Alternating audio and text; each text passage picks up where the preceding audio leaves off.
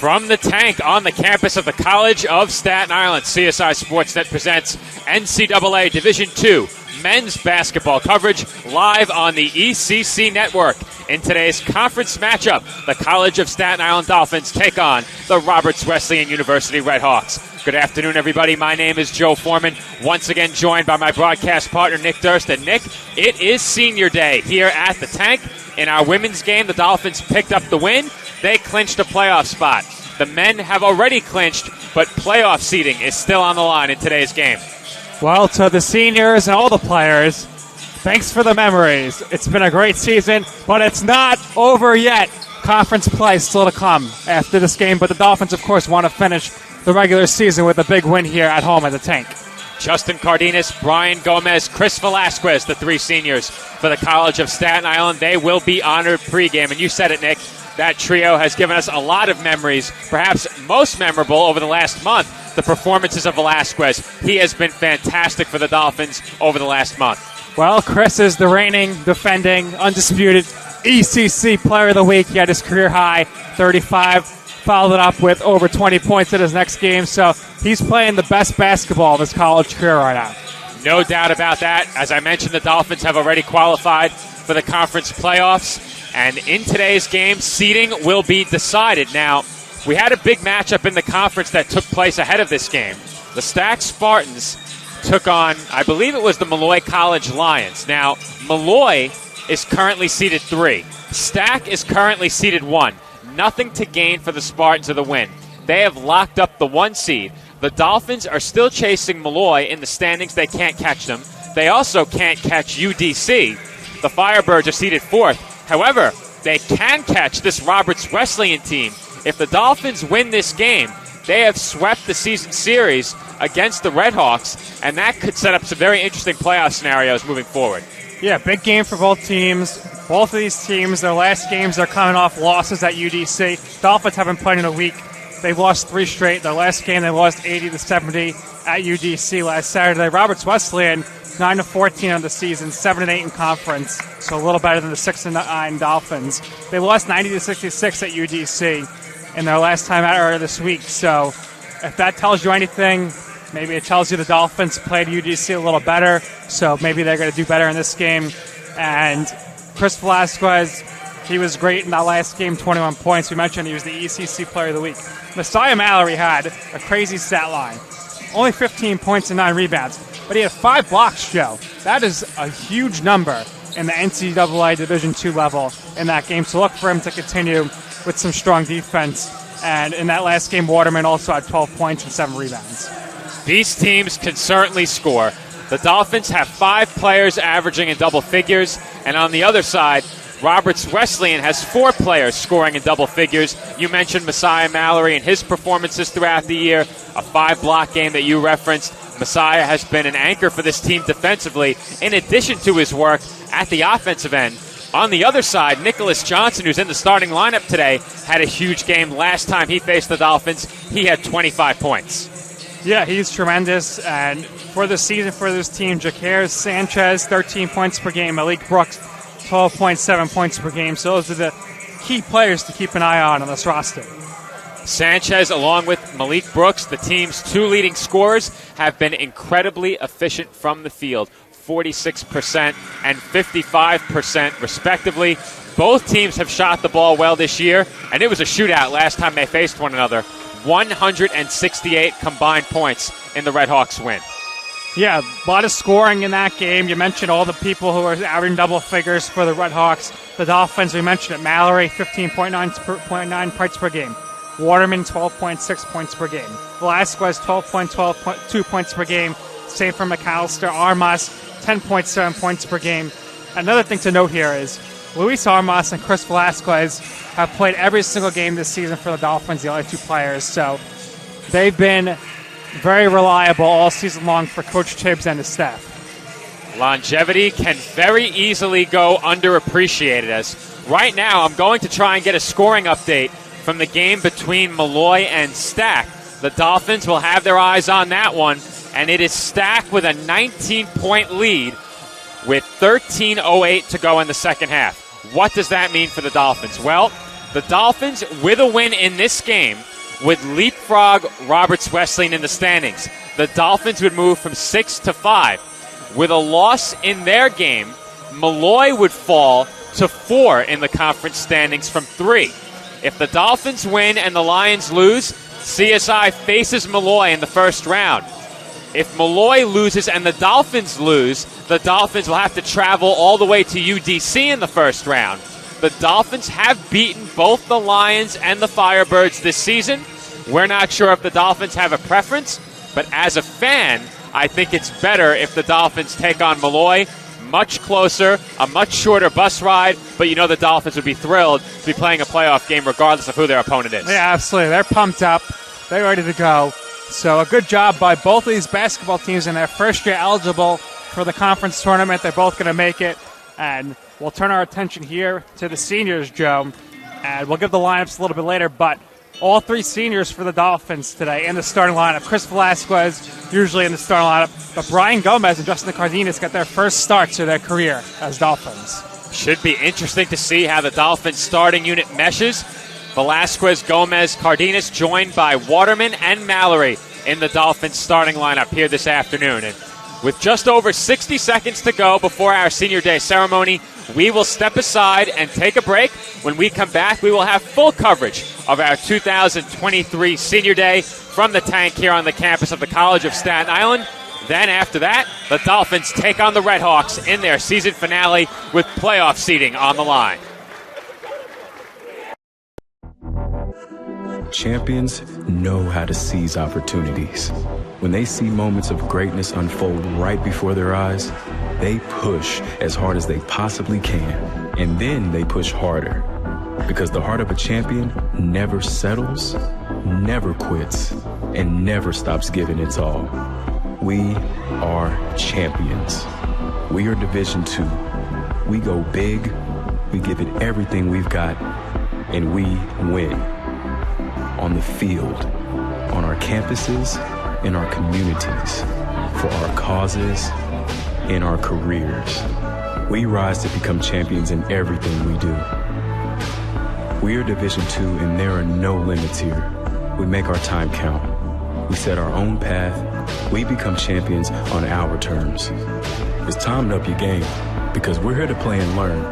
But most importantly, we're here to discover ourselves, our vision, our heart, our drive, to achieve every goal we aim for, because we want to be champions at the highest level, life. At Division II, the opportunities are here. Are you ready?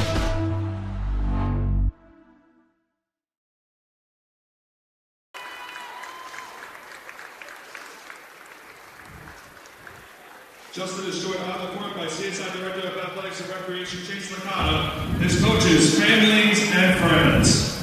He is also being presented with a frame commemorating his time with the...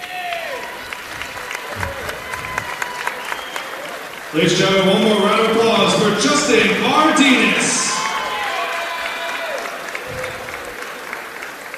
Our second senior joined the Dolphins in the 2018-2019 season. The program's last is a Division III program. That season, he appeared in 11 games off the Dolphins bench, but his role would grow drastically the following year. In the 2019-2020 season, he appeared in 22 games and earned his first career start for the now Division II Dolphins. That season, he set career highs across nearly every statistical category as well. During the past 2 seasons, he has appeared in a combined 18 games in a reserve role, providing the Dolphins with depth at the guard position off the bench.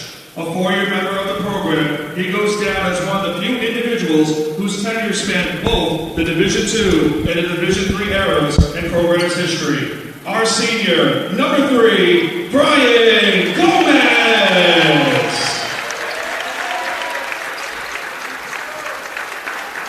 Brian is joined on the court by CSI Director of Athletics and Recreation, Chase Licata, his coaches, family, and friends.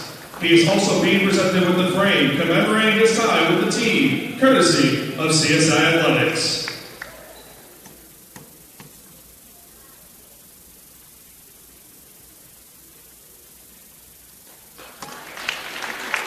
Ladies and gentlemen, one more round of applause for Brian Gomez.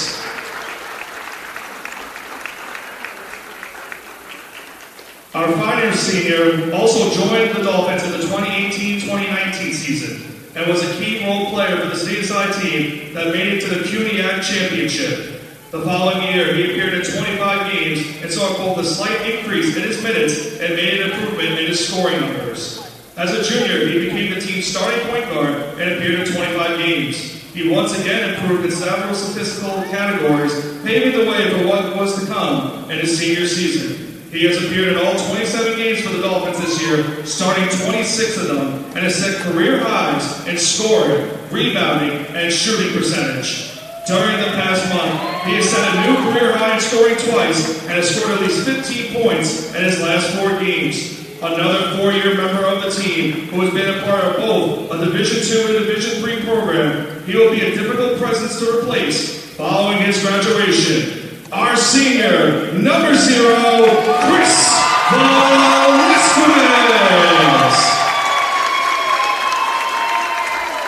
Chris is joined on the court by stateside director of athletics and recreation, Chase Nakata, his coaches, family, and friends.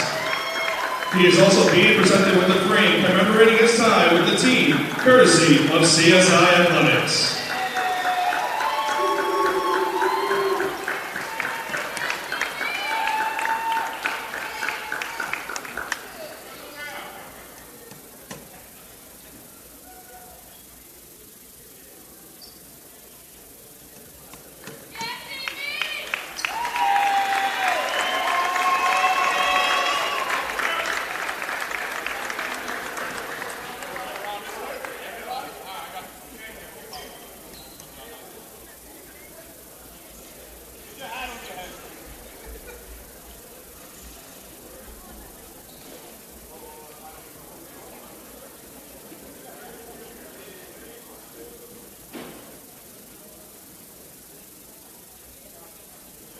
Ladies and gentlemen, a round of applause for Chris Velasquez and the graduating class of 2023.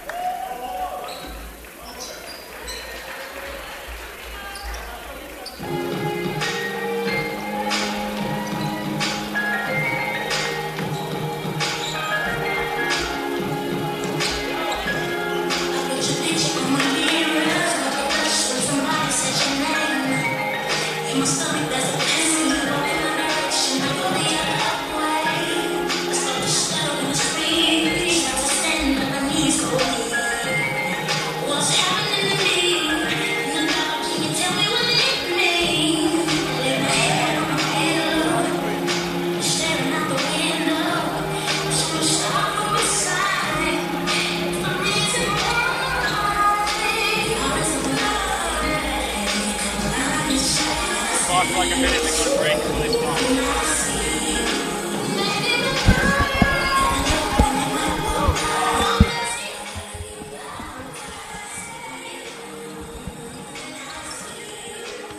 And we are back from the tank. Joe Foreman rejoining you alongside Nick Durst following the conclusion of our 2023 Senior Day ceremony.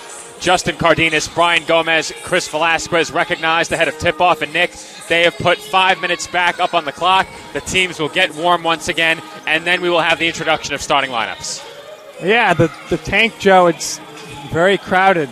And where else would you rather be on a Saturday afternoon when it's absolutely freezing outside than here in the tank to watch some great NCAA Division II basketball action? And we are certainly looking forward to today's matchup. The Dolphins take on the Redhawks following this short break. And before we head to break, we do have a scoring update. Just over 10 minutes to play in the game between Malloy and Stack. Malloy trails Stack 73-53. A Dolphins win could move them up into the 5 seed and set up a meeting with Malloy in the first round of the conference playoffs. We'll see if CSI can get the job done on their home floor to wrap up the season coming up next.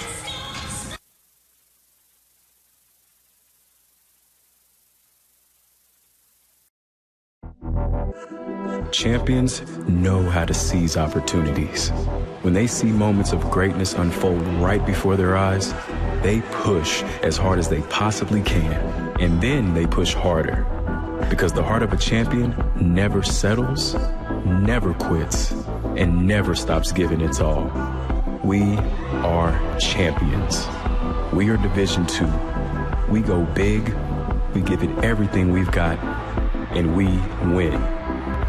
On the field, on our campuses, in our communities, for our causes, in our careers. We rise to become champions in everything we do. We are Division II, and there are no limits here. We make our time count. We set our own path. We become champions on our terms. It's time to up your game, because we're here to play and learn. But most importantly, we're here to discover ourselves, our vision, our heart, our drive, to achieve every goal we aim for, because we want to be champions at the highest level, life. At Division II, the opportunities are here. Are you ready?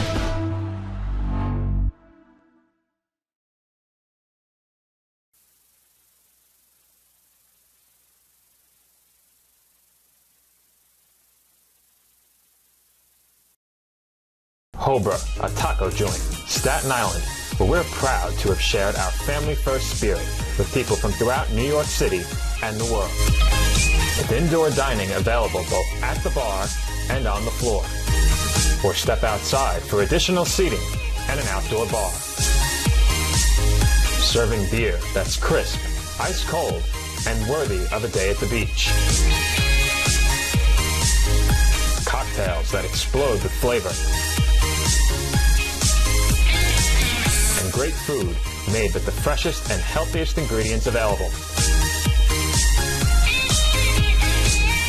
Events feature food and drink specials. Live music. And the best of Staten Island nightlife. Your CSI Student ID saves you 10% on your dining order at Cobra. Visit us at 412 Forest Avenue, Staten Island.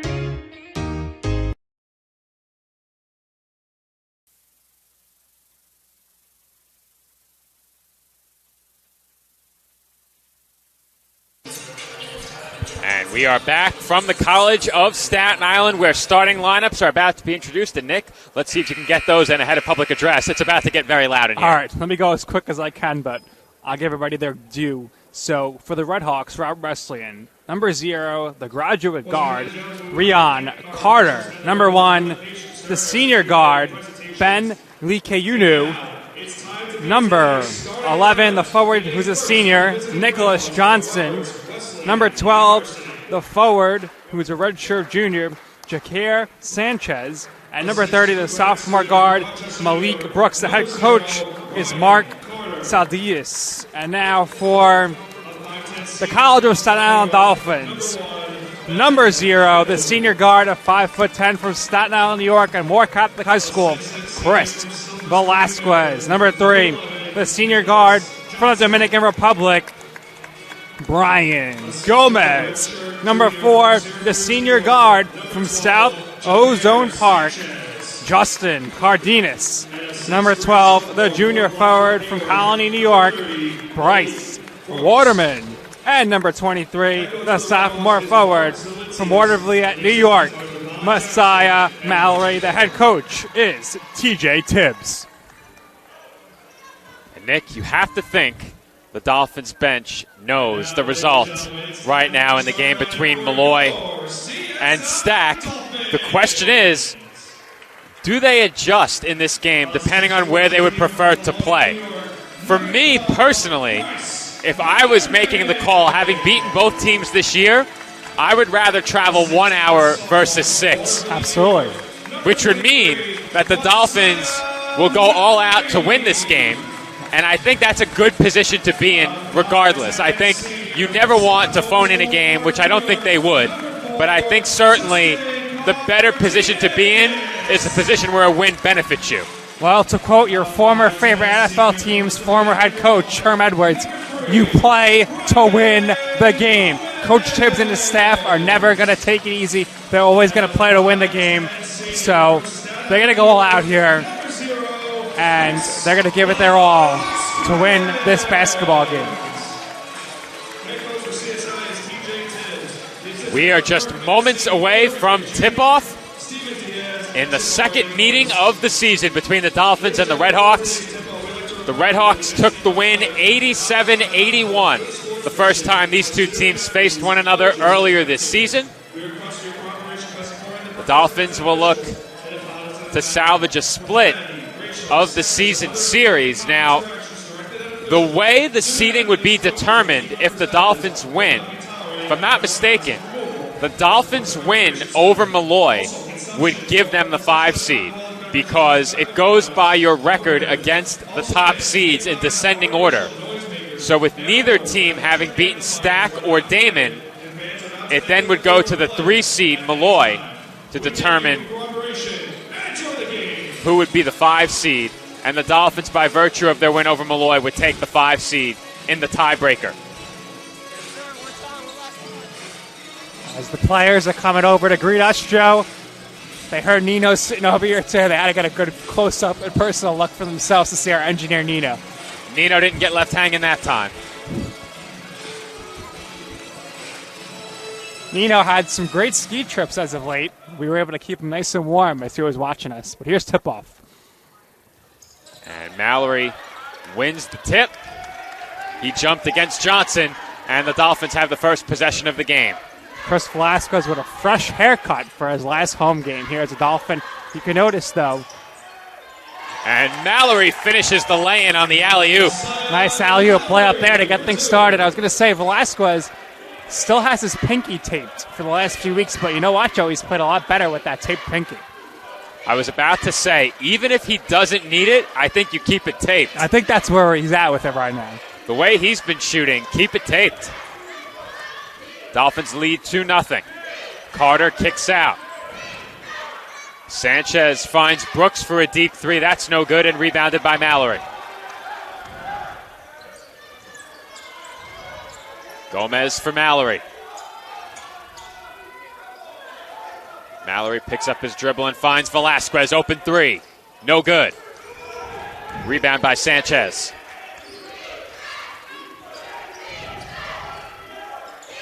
Brooks finds an open man in the corner. Carter back outside for Sanchez. Carter gets it right back. He tries the 3. No good. Rebounded by Waterman. Velasquez for Waterman. Back to Gomez. Gomez will try a 3. And that rattles out. The bench wanted that one to fall in the worst way. Good look for Gomez. It was halfway down.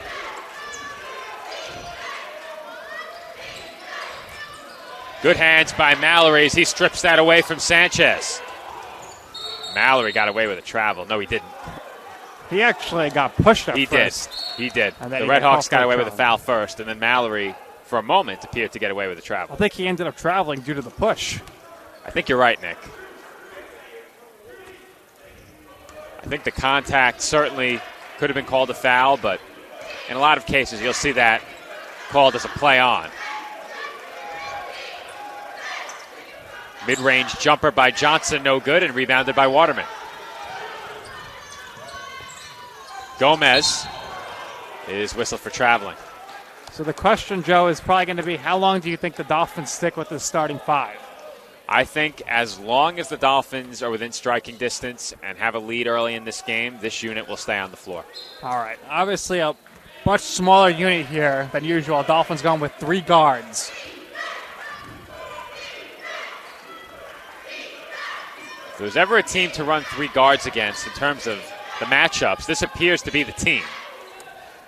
And right there on the offensive glass, the Red Hawks snatch that board, and they score for the first time on the jumper by Sanchez. Do you think there's any extra pressure felt by Mallory and Waterman to play big as far as height is concerned down in the paint in this game right now? I think on the glass there might be.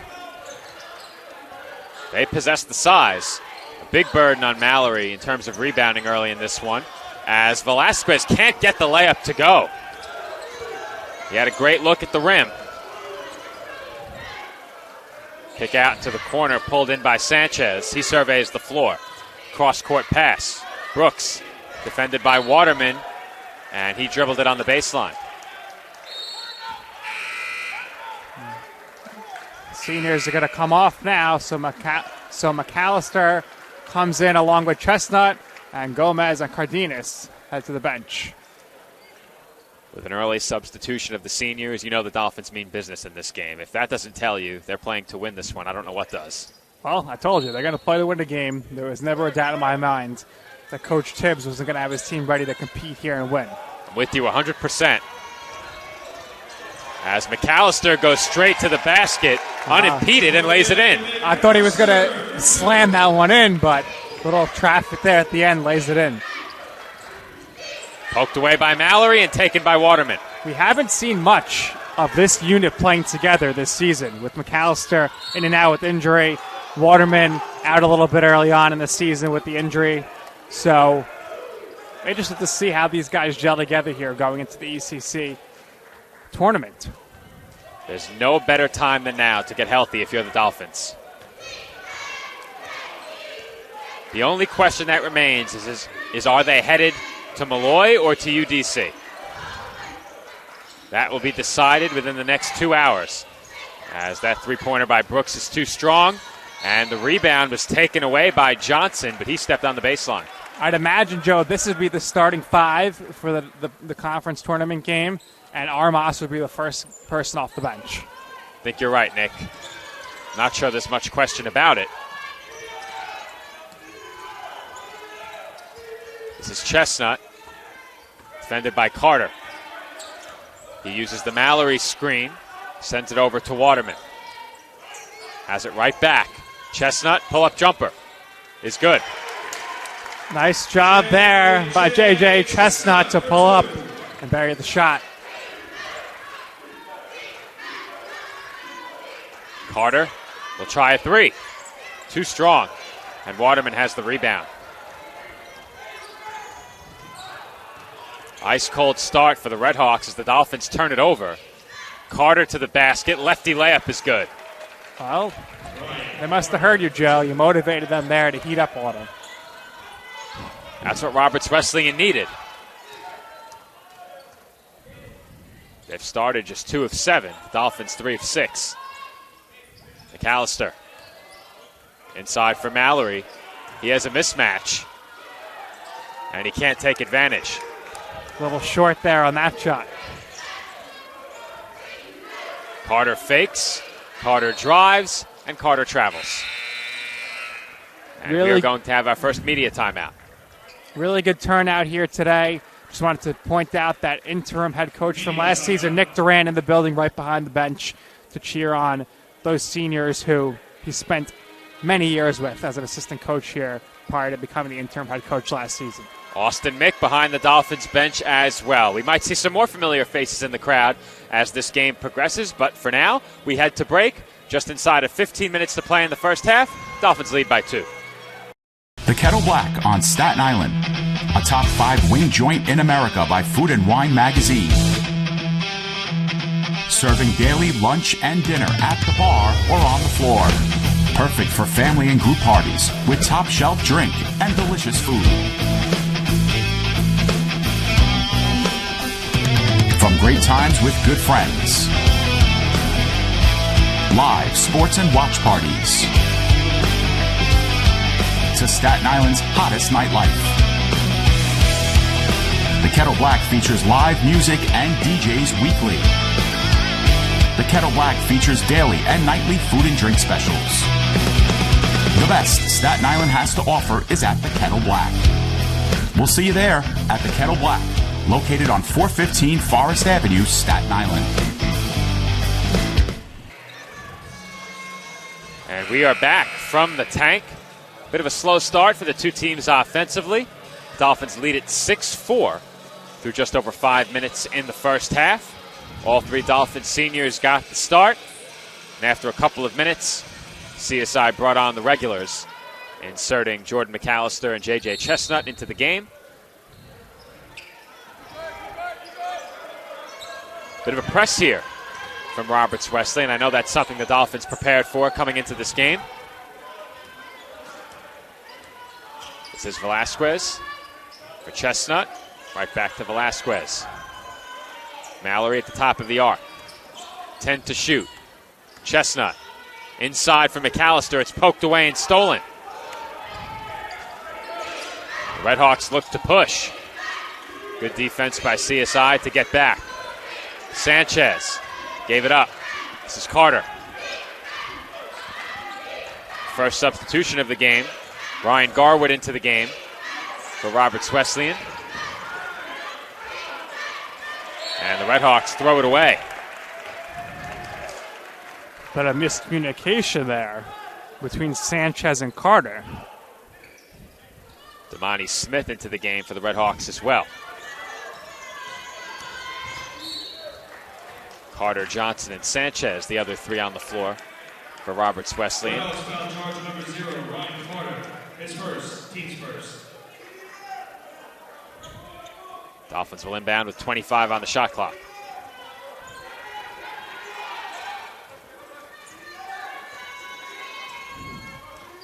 Chestnut surveys the floor, finds Mallory. He has a one-on-one matchup. We'll try the mid-range shot. No good. Tipped by Velasquez. And the rebound was pulled in under the basket by Sanchez as he was falling out of bounds.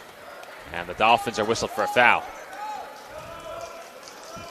CSI foul charge number 0, Chris Velasquez. A lot of stop and go here early on, Joe. Nobody's really getting in much of a flow. We're getting a lot of whistles. Armas checking into the game now for Bryce Waterman for the Dolphins. Well, we said it during the broadcast. Our women's game moved very slowly. Compared to what we're accustomed to seeing, for that game to go well over 2 hours, a bit unusual. Feed inside. And Smith gets the layup to go. Tough finish under the rim through the contact. Damani Smith for 2. So I'll go to the free throw line here. We got a moment, Joe. Got to ask you, because you're always on uniform watch, your thoughts on Roberts Wesleyan's numbers here. A little tough without the white in there, I think, to see, but better than another team we had here a few weeks ago. A little tough. I don't have a problem with it. I can read them no problem from here. I think the issue comes when you have a number like this with the same color fill as the body of the uniform. When the uniform ruffles, that's when it becomes a problem. If this was a soccer match, it might be a different story. I don't think any soccer uniform was tougher to read than ours, white on white, though. So take that for what it's worth, as Velasquez can't connect from the mid-range. Strong drive there by Sanchez. He couldn't finish. Nice block by Mallory to stop him there. Mallory always a presence under the rim, as McAllister is whistled for traveling.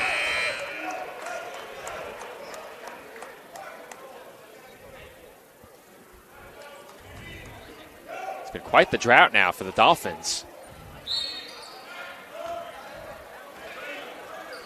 Not much scoring here on either side, 6 points each.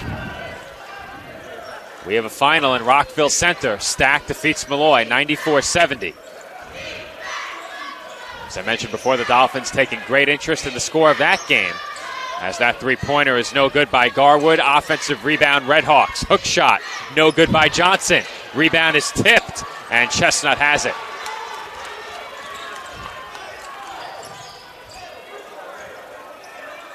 Armas back to Chestnut. Feed inside, go straight to Mallory. He's one-on-one on the baseline yet again. Gives it up. Velasquez wanted a screen. He's left open. Too strong. Dolphins now 3 of 10 from the floor. They haven't scored 4 minutes. Carter wanted a screen instead. Gives it up to Smith, who's left wide open. He can't hit the three. Another offensive rebound.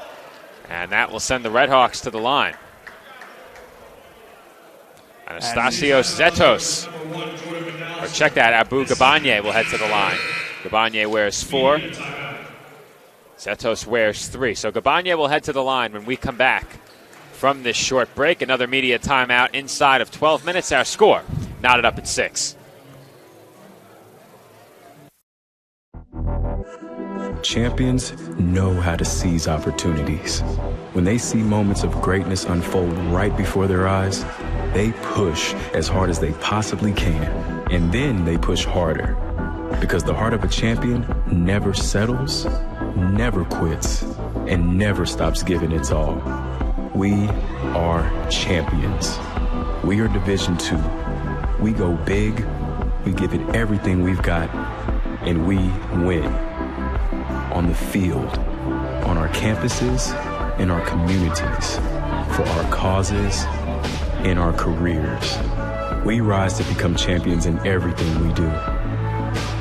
We are Division II, and there are no limits here. We make our time count. We set our own path. We become champions on our terms. It's time to up your game, because we're here to play and learn. But most importantly, we're here to discover ourselves, our vision, our heart, our drive.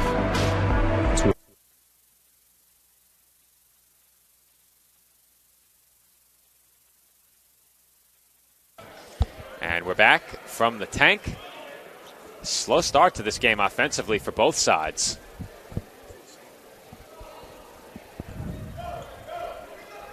Just 6 points apiece.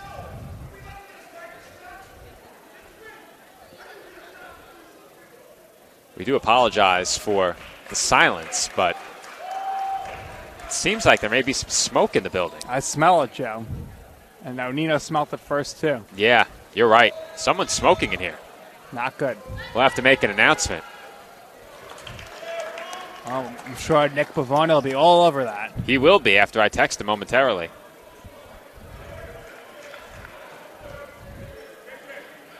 Oh, yeah. Someone's smoking under the bleachers for sure. Not good.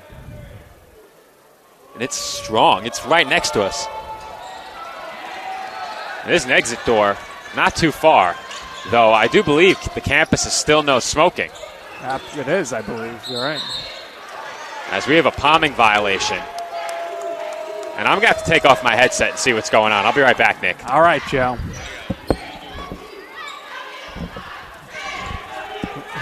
No nonsense, Nino. No nonsense Nino on the case. He is not happy. I am not happy. They cannot be smoking in the building. I have to call public safety, Joe. Velasquez dribbles back to the outside, finds Chestnut. Adafella Fakarode checks into the game following that last media timeout as he loses the ball. Gabanye drives, and he draws a foul. Now, No Nonsense Nino is not back yet, so my guess is he probably found the culprit and is giving him a stern scolding like he does to his students when they mess up in science class. It's simple. You can't smoke in the building. There's no leeway there. There's no leeway there for smoking in the building.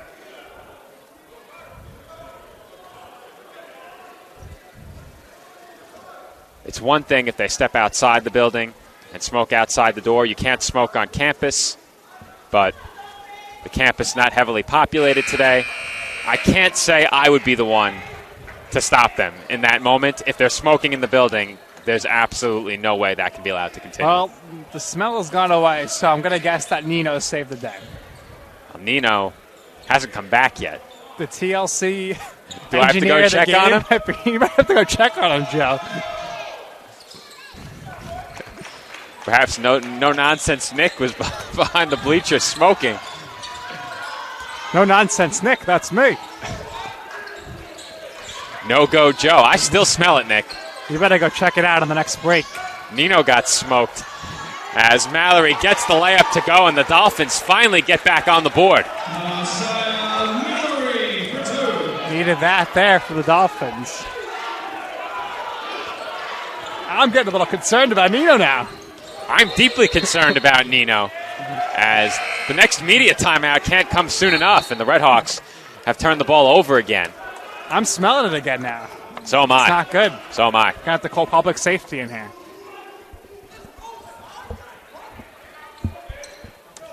Shkolny inbounds, and Chestnut will bring it up. Mallory has it top of the arc. Defended by Smith. Big hop step by Mallory, and he banks it in. Mallory off to a good start. All started with that alley-oop play-in. Mallory now has 6 as we have an offensive foul for a moving screen. Red House foul charge number 14, Damani Smith. His first, team second.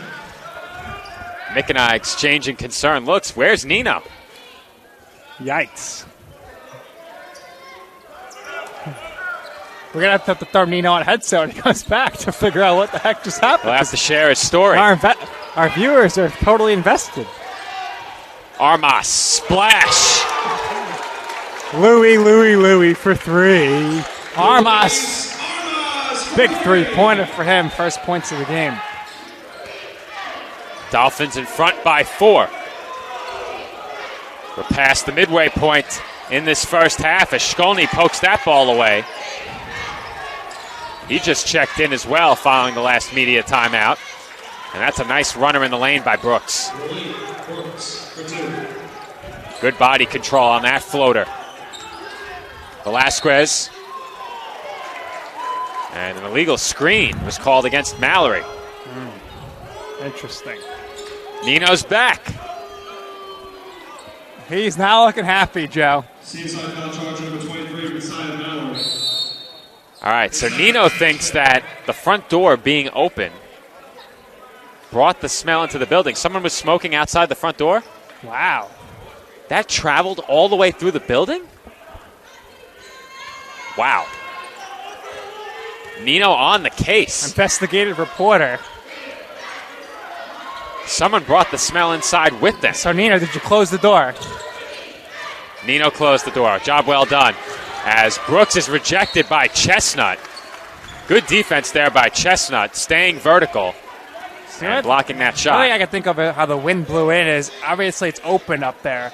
So if it blows right up and then down into the gym, into us in the bleachers. But we'll see if Nick Bavona makes an announcement on PA on the next media timeout. Well, I'm going to tell him no need. It was coming from outside. We thought we lost you there, Nino. We thought there was a no-nonsense Nick under the bleachers who got to you.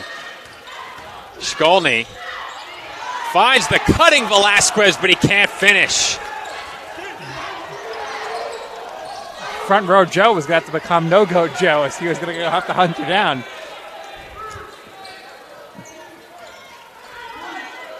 Zetos looking to drive, had it poked away.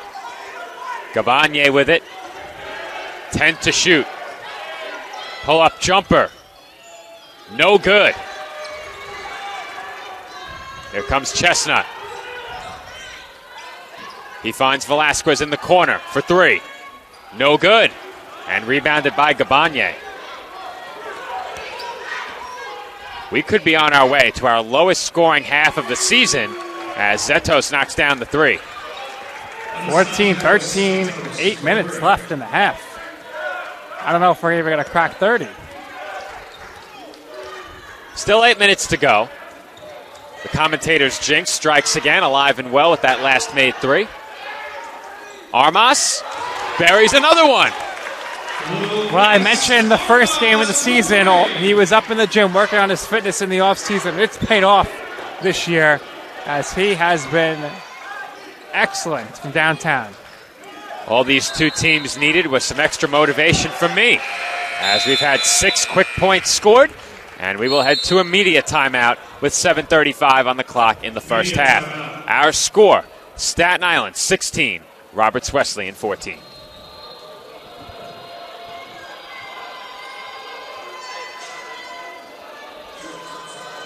The Kettle Black on Staten Island, a top 5 wing joint in America by Food and Wine magazine. Serving daily lunch and dinner at the bar or on the floor. Perfect for family and group parties with top shelf drink and delicious food. From great times with good friends. Live sports and watch parties. To Staten Island's hottest nightlife. The Kettle Black features live music and DJs weekly. The Kettle Black features daily and nightly food and drink specials. The best Staten Island has to offer is at the Kettle Black. We'll see you there at the Kettle Black, located on 415 Forest Avenue, Staten Island.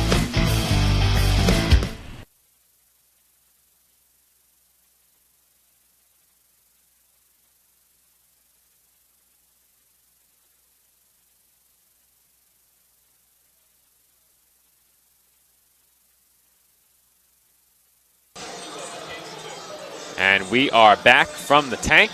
2-point lead for the Dolphins with just over 7.5 minutes to play in the first half. These two teams battling for playoff seeding. If the Dolphins win, they face Malloy. If the Redhawks win, they face Malloy. Loser goes to UDC. Shkolny, turnaround jumper, no good. Rebound pulled in by Zetos, and Shkolny is down. And a foul is committed at the other end of the floor. It's a need. And we will head to break as Shkolny is in a lot of pain. We'll be right back. Dolphins lead at 16-14. Champions know how to seize opportunities. When they see moments of greatness unfold right before their eyes, they push as hard as they possibly can, and then they push harder. Because the heart of a champion never settles, never quits, and never stops giving its all. We are champions. We are Division II. We go big, we give it everything we've got, and we win. On the field, on our campuses, in our communities, for our causes, in our careers. We rise to become champions in everything we do. We are Division II, and there are no limits here. We make our time count. We set our own path. We become champions on our terms.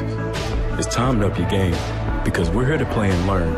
But most importantly, we're here to discover ourselves, our vision, our heart, our drive, to achieve every goal we aim for, because we want to be champions at the highest level, life.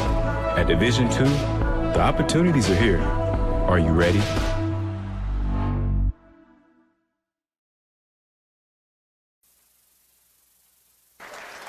And we're back from the College of Staten Island, where David Shkolny has walked off the floor under his own power, so that's encouraging to see. I did not think we were going to be able to see that. Given what it looked like when he went down, we did not think he was going to get off the floor without help, so that's great to see.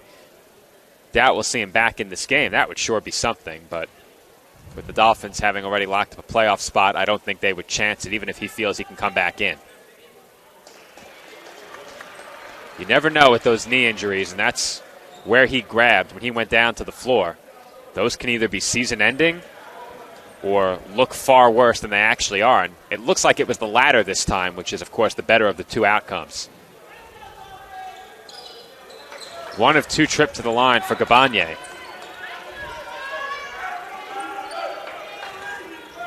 Chestnut will bring it up. Waterman thought about a 3. Finds Velasquez open in the corner. No good. Velasquez hasn't had the stroke early in this game. He's 0 for 7. And that layup won't go by Brooks, and it will be Dolphins ball. There was a lot of energy in this building to start this game, and that injury to Shkolny really quieted the crowd. Yeah, very quiet in here right now. And I've got to just see a team either way here and start putting some points together to kind of get the energy back in this game. Corner 3, Armas no good. Rebounded by the Redhawks. Sanchez will bring it up. Brooks goes right at Waterman, and his scoop layup is good. Strong finish by Brooks. Long pass up the floor, and Chestnut is fouled. Max Mitchell into the game for Roberts Wesleyan. He committed the foul. Redhawks foul charge number 21, Max Mitchell. His first, team's third. Chestnut will head to the line for 2 shots. Dolphins trailing by 1. Still a low-scoring half from the College of Staten Island. Just 33 points thus far. Well, you mentioned it in the pregame, Joe. Last time these two played, a lot of points were scored. Both teams came in shooting very well. 87-81, the final last time they met. Win for the Redhawks. And Chestnut goes 0 of 2 from the line. Dolphins haven't hit a free throw yet. Those 2 attempts, their first 2 of the game. Redhawks 4 of 7 from the stripe. And there's another 3 for Roberts Wesleyan. Just their second. And that's Zitos from beyond the arc. Zitos made that look easy there. Velasquez for Armas. And we have another moving screen call. Dolphins beginning to get a bit frustrated. That's 2 on Velasquez. And he will come out of the game. Fakarode back in. Without Shkolny, the Dolphins' rotation grows a bit thinner. Well, without Shkolny, Dolphins are going to be playing bigger. Because right now, Chestnut is really the only pure guard, I would say, out there. I guess McAllister could be considered a guard as well, but I consider him more of a wing player. Good effort there by Armas to force the turnover.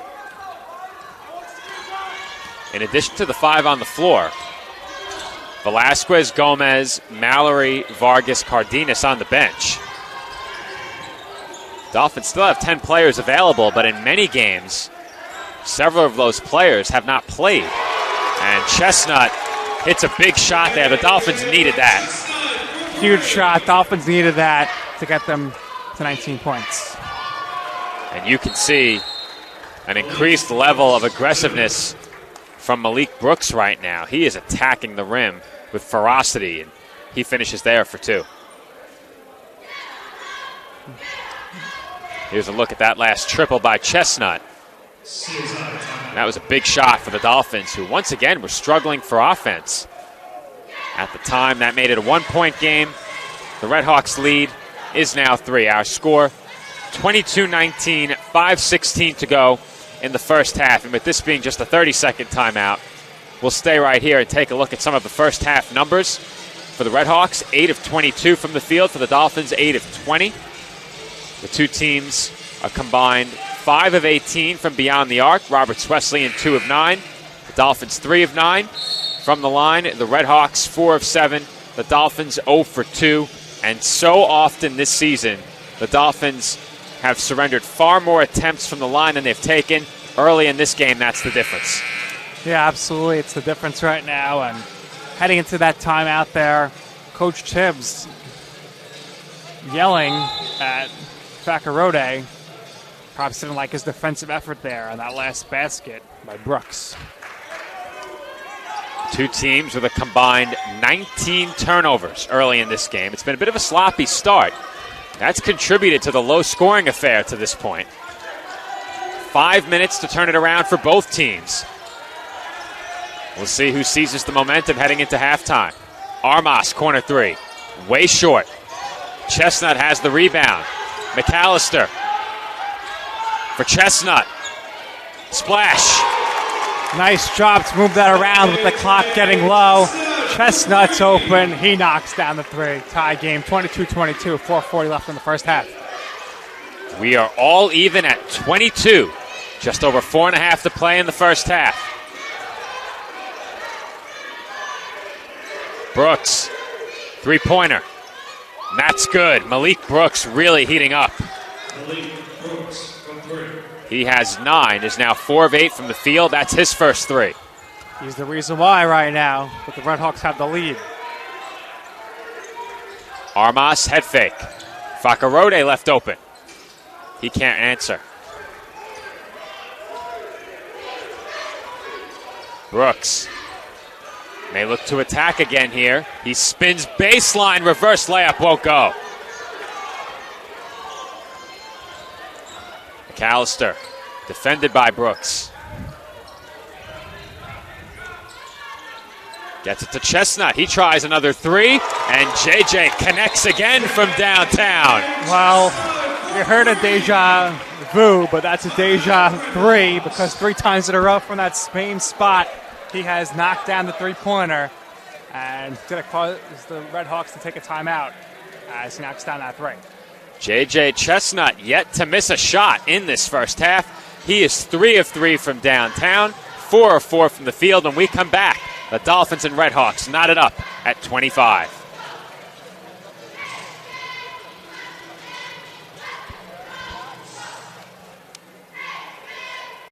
The Kettle Black on Staten Island, a top 5 wing joint in America by Food and Wine magazine. Serving daily lunch and dinner at the bar or on the floor. Perfect for family and group parties with top shelf drink and delicious food. From great times with good friends. Live sports and watch parties. To Staten Island's hottest nightlife. The Kettle Black features live music and DJs weekly. The Kettle Black features daily and nightly food and drink specials. The best Staten Island has to offer is at the Kettle Black. We'll see you there at the Kettle Black, located on 415 Forest Avenue, Staten Island.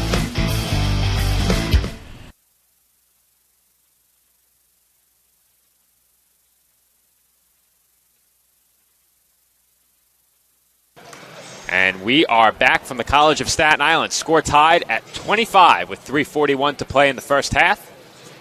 Once again, playoff seeding on the line this afternoon. The winner faces Malloy. The loser heads to UDC.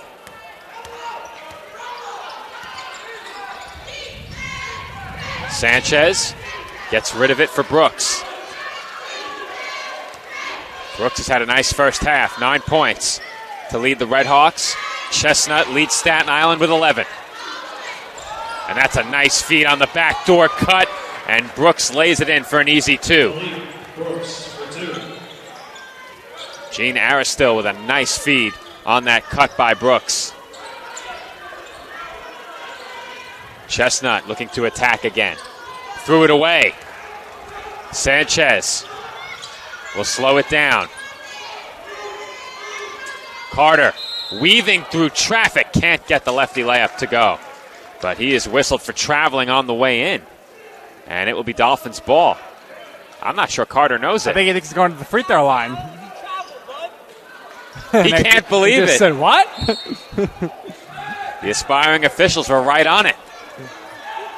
I think he's the only one who didn't know, Nick. He thought he was going to the free throw line.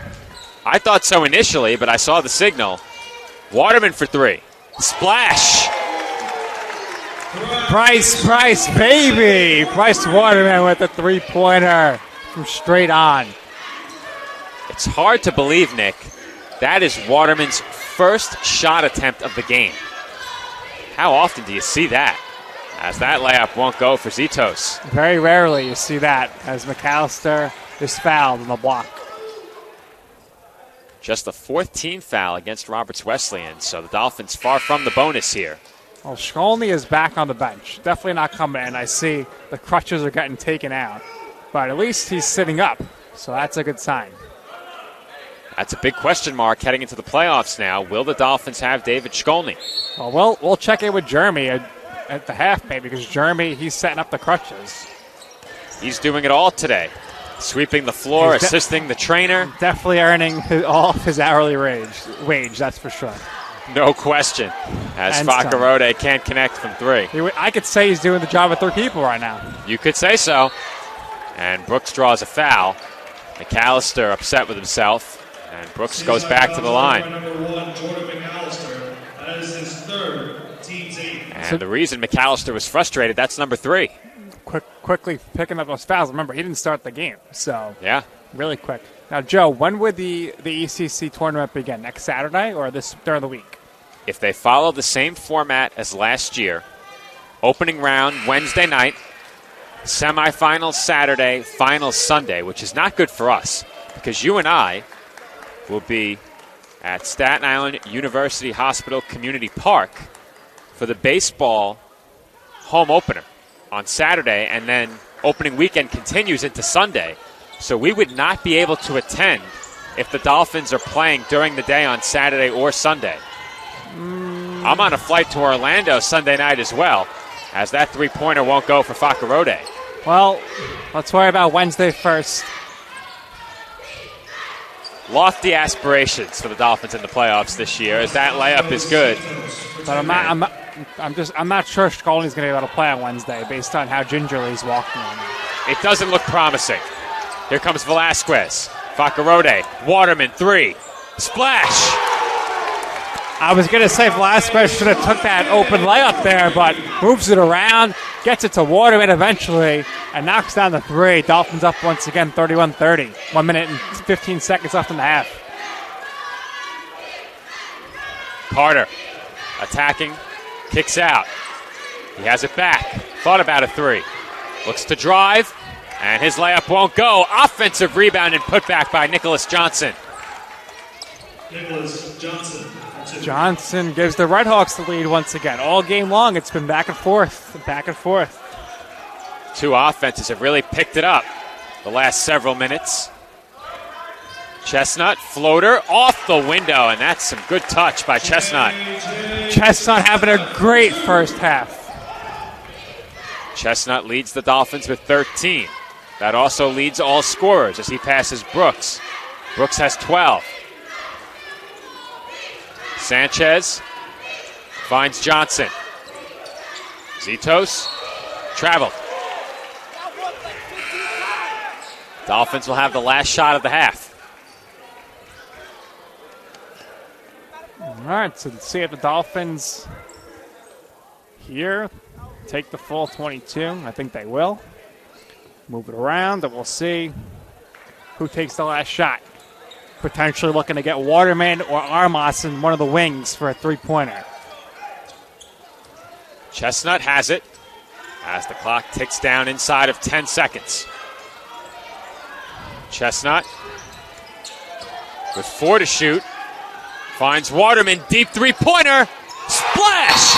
And the Dolphins will lead by 4 heading into halftime. Price, baby. Bada bing, bada boom. Bryce Waterman hits the 3, and everybody's going wild in the room as we go into halftime. We will take a quick break as Nick is going to be joined on the court by men's basketball head coach TJ Tibbs. When we come back, Nick's conversation with Coach Tibbs on the other side of this short break.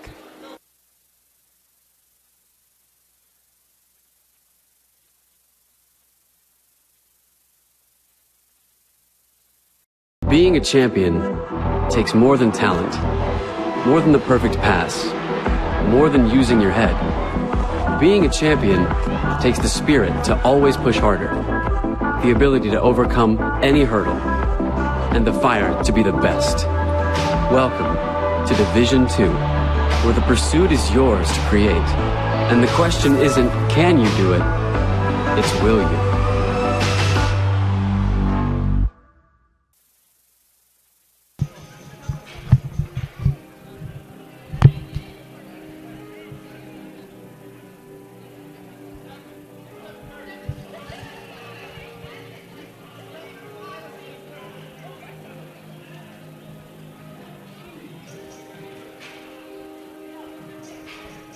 And we're back for the TLC Physical Therapy Halftime Report. Nick is joined on the floor by CSI men's basketball head coach TJ Tibbs.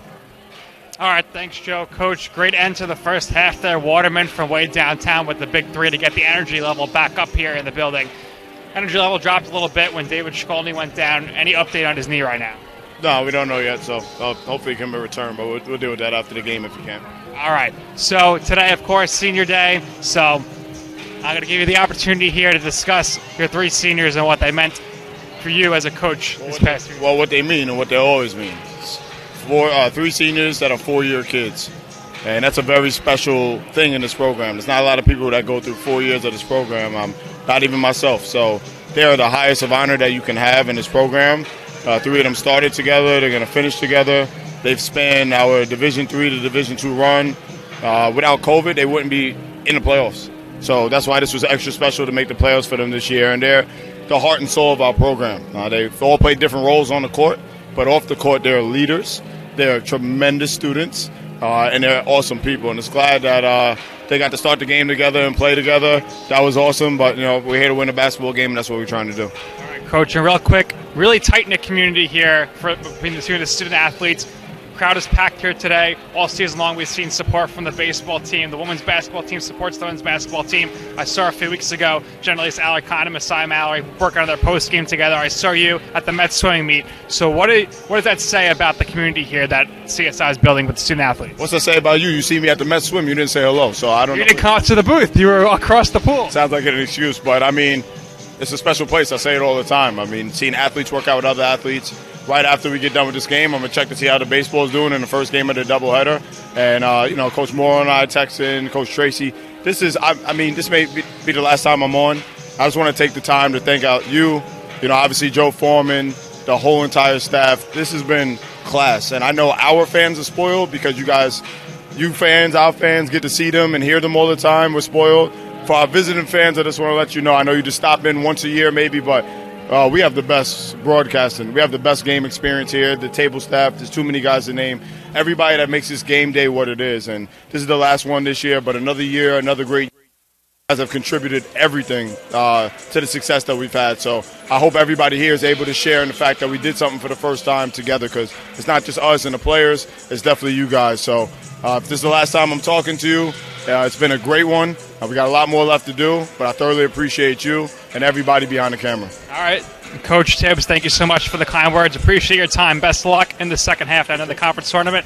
All right, Joe, so from one half for the best broadcast duo of the ACC, back to the other. Over to you, Joe. Thank you, Nick, and thank you to Coach Tibbs for those kind words. As we head into our halftime break, the Dolphins lead the Redhawks 36-32. We will find out where the Dolphins are headed in the first round of the East Coast Conference playoffs when we come back for the second half. And we're back for the start of the second half from the College of Staten Island. Following a buzzer-beating Bryce Waterman 3 from way downtown, Dolphins took a 4-point lead into the break. First shot of the second half, no good from the right corner. That was Nicholas Johnson on the attempted 3. Chestnut for Armas. Velasquez. Now Waterman. Mallory. Mid-range jumper is good. Strong performance. Had 6 points in the first half. 2 more there. Waterman, 9 points. Chestnut led though at 3 points with 3 threes. So spreading it around really well. Armas 2 threes as well for the scoring. McAllister had 2 points.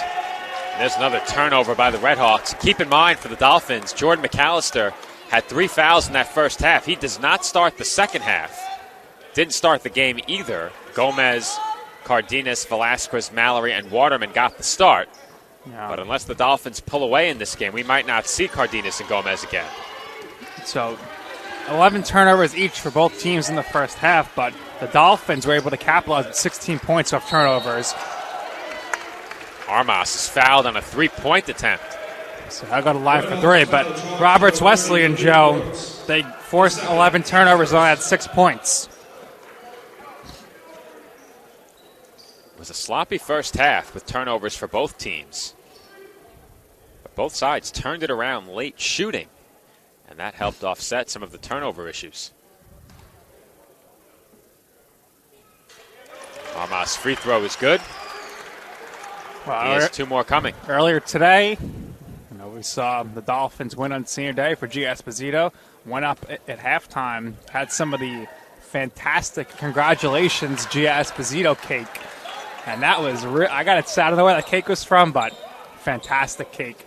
But let's see if we could do some more celebrating here in a little bit for the 3 seniors playing in this game, Cardenas, Gomez, and Velasquez. Women's basketball head coach Nicole Sarcone sent me a text right before halftime, said that there's wraps upstairs, food.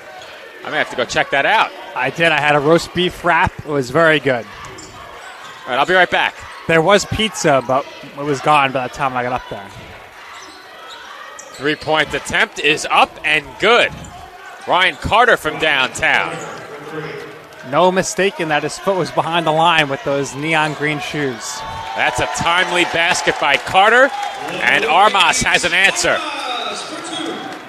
Armas, we watch him. I think he continues to get better every single game, which is saying something because he was already really good going into the season.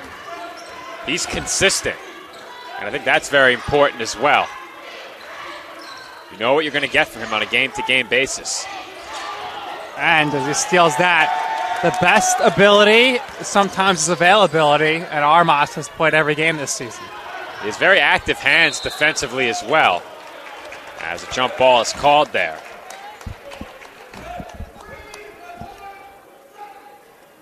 But Kunu was able to tie up Velasquez on the way in. The Dolphins will inbound. Waterman finds Mallory. 20 on the shot clock. Chestnut for Waterman. Three-pointer. No good, but a foul is called once again. I don't know, Joe. I don't think I've ever seen 2 3-pointers fouled within a minute and a half of each other. That's just poor defense. You're only in that position if you close late. Now, of course, the Dolphins have several shooters who are major threats from beyond the arc, but you can't foul. Right.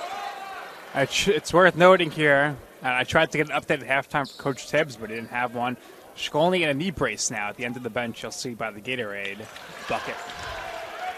It does not appear promising for him to be in the lineup for the first game of the conference tournament, but the Dolphins will have 4 days, and we'll see. If they go any further, he'll have at least a week.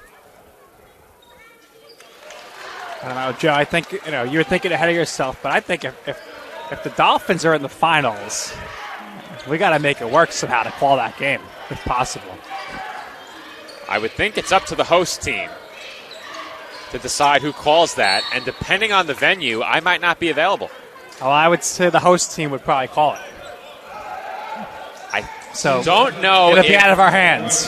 I don't know if the conference hosts it at a neutral site, a predetermined venue, or if the higher seed hosts. I would think it'd be higher seed. I'm not sure. And that lefty layup is good by Carter. Well, without a doubt, with the way the program's going, we'll be calling a game here in the future for the ECC Conference Tournament. That's what I like to hear, as Velasquez can't hit the three off the offensive rebound. Mallory is blocked, and the Redhawks come away with it. And that's an offensive foul. Sanchez whistled for the charge.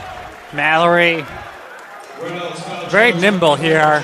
And I saw him this past Monday. He was doing laps in the swimming pool to get his body ready, and he looks like he's a full go here today so far. Chestnut will bring it up, his team leading by 8. Chestnut to the basket, and he draws a foul. Redhawks quickly running up their foul totals. Their 4th team foul this half.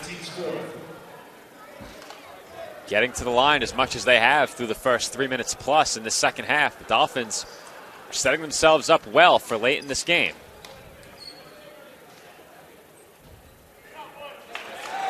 Chestnut's free throw is good. Dolphins had just 2 free throws in the first half. They already have 7 here in the second half. They've made 6 of them. I've said it many times already. This is not a team that gets to the line much. That's even more of a reason not to help them out by fouling them on threes. Dolphins up 10 now, their largest lead. Staten Island by 10. Just inside of 17 minutes to play. Plenty of time left in this game. Sanchez, pull-up jumper is good. Nice shot there by Sanchez, fading to his side and lays it in.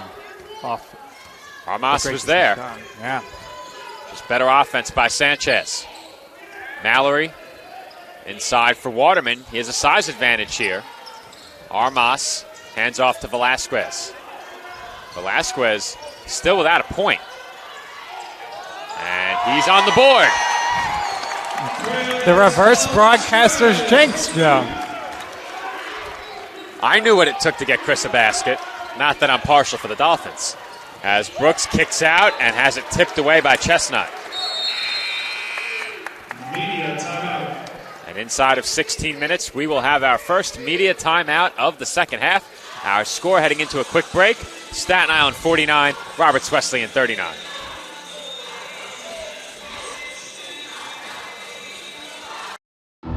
Being a champion takes more than skill, more than endless drills, more than using your head.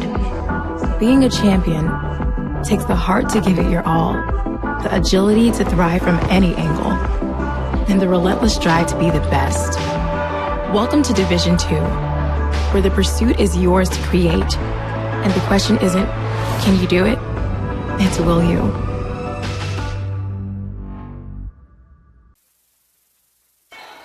And we're back here on the ECC network as Carter puts up a three, off back iron, no good, and rebounded by Velasquez, who looks to run. Waterman, deep three, air ball. This building was ready to erupt if Waterman had knocked that shot down. Joe, a lot of great three-point shooters on this Dolphins team. If they did a three-point shooting competition, who do you think would win? You know, it's funny you mention that, as that three-pointer goes up and it's short. They had a two-ball contest today during practice. Shoot-around, I should say more accurately. But I won't spoil the victor. So where did they shoot from on the court? All 5 spots Okay. beyond the arc. Corners, wings, top of the arc. Interesting. So what do you think? I'm thinking the favorites, were they involved? Would Armas, I believe the Waterman? entire team participated. And the reason I can't spoil the victor is because I'm not exactly sure who won. Okay. We'll find out. Maybe get our investigative Post-game interview. Get our investigative reporter on the scene. Nito, go over to the bench and ask.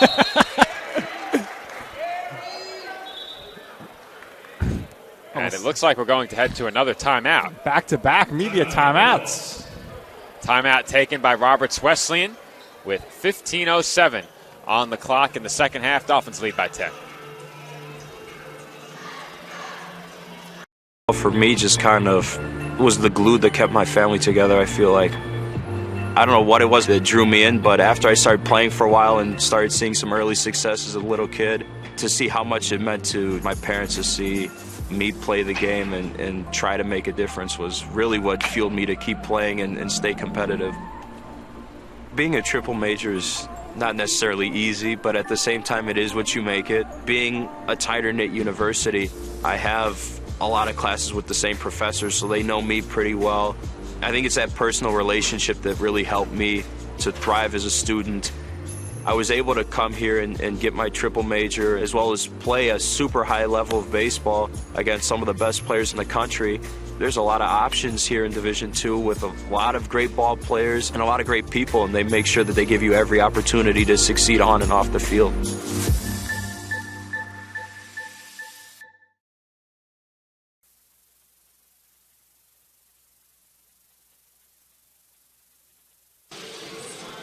Just over 15 minutes to play from the tank, where the Dolphins lead the Redhawks by 10. Bit of a slow start to this second half as well. And not in terms of the offense for these two teams, more in terms of starting and stopping in play. Those last couple of timeouts really derailed the pace of this game, as Velasquez will not be able to hit from the left wing. Here come the Redhawks back the other way. Brooks double teamed on the baseline. Nowhere to go. Crosses over, attacks, and is blocked by Mallory. It's a block party. Another rejection for Mallory, and he finishes the layup off the feed. What a sequence there. The block party on one end for Mallory, comes back the other way and lays it up and in. Floater, short. As you get another look at that make by Mallory. Off the feed from Chestnut. Waterman to the basket. Threw it away. And it will be Redhawks basketball.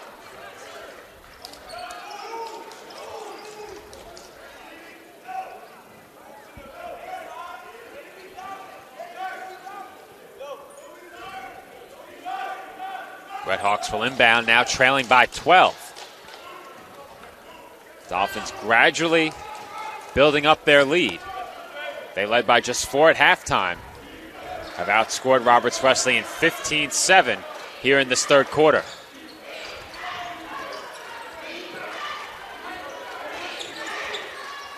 Carter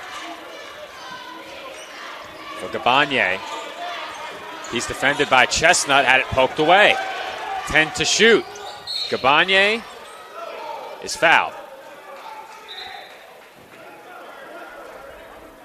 Foul goes against Waterman.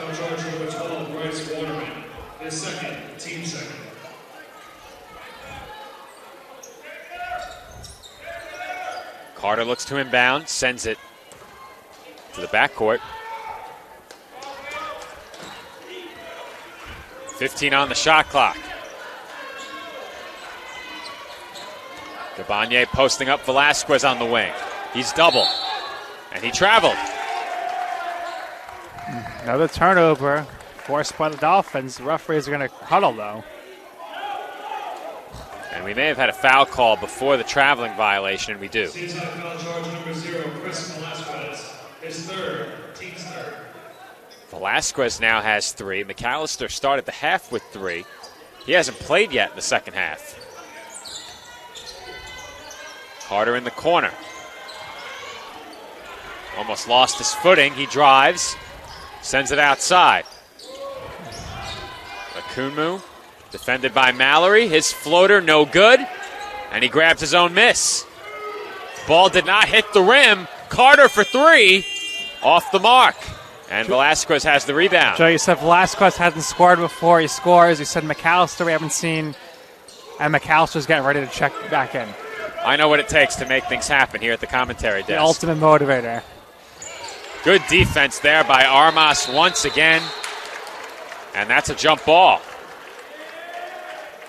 Said it before, Armas has very active hands defensively in the passing lanes and tying up offensive players attacking the rim. And right there, he comes through yet again, forcing the jump ball. With that third foul, Velasquez will head to the bench. McAllister checks in.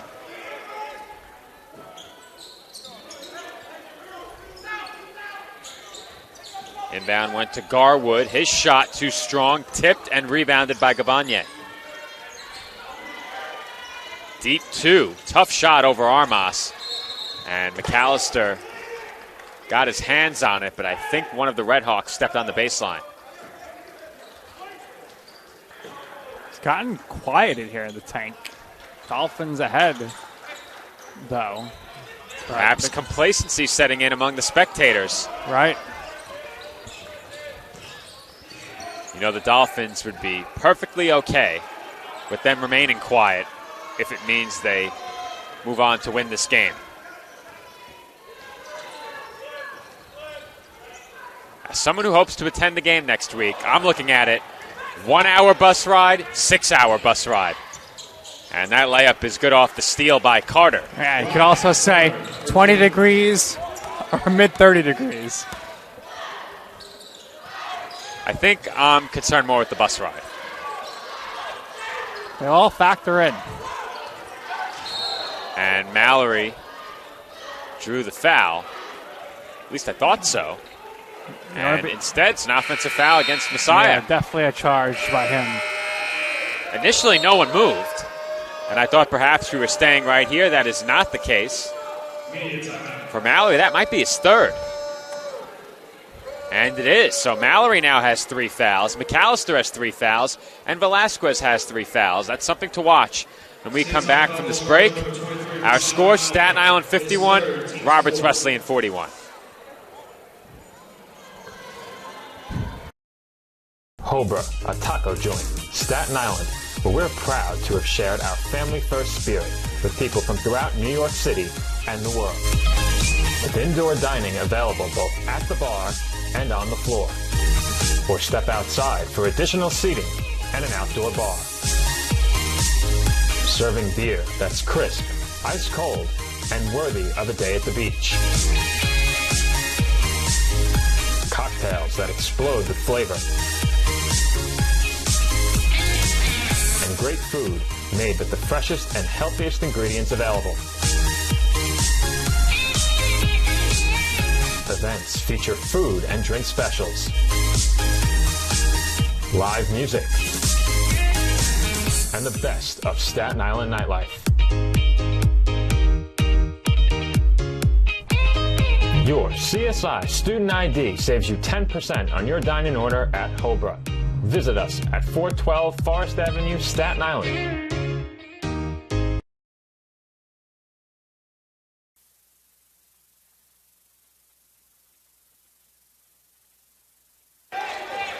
And we're back here on the ECC network. Under 12 minutes to play in the game with the Dolphins leading by 10. Redhawks work it around the outside as the Dolphins are in a zone defense here. Carter up top for Gabagne. He's met by Chestnut. Almost lost it out of bounds. 4 to shoot.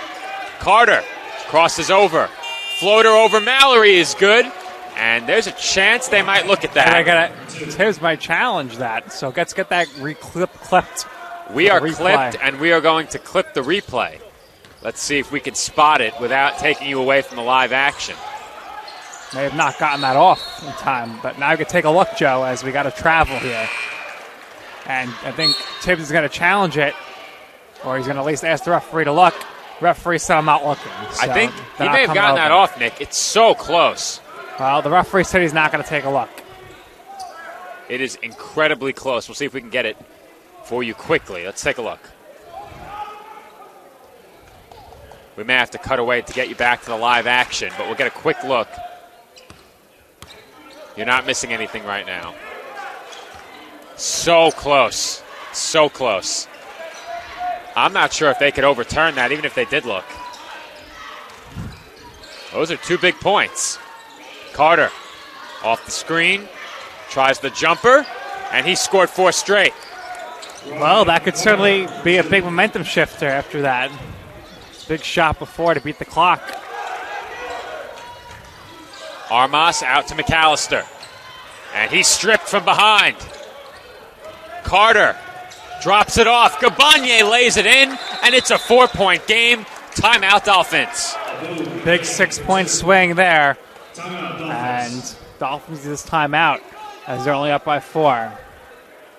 Let's get one more look at that last basket that came at the end of the shot clock. We'll see if we can slow it down enough where we can see it. As soon as the shot clock hits 0, I'm going to pause.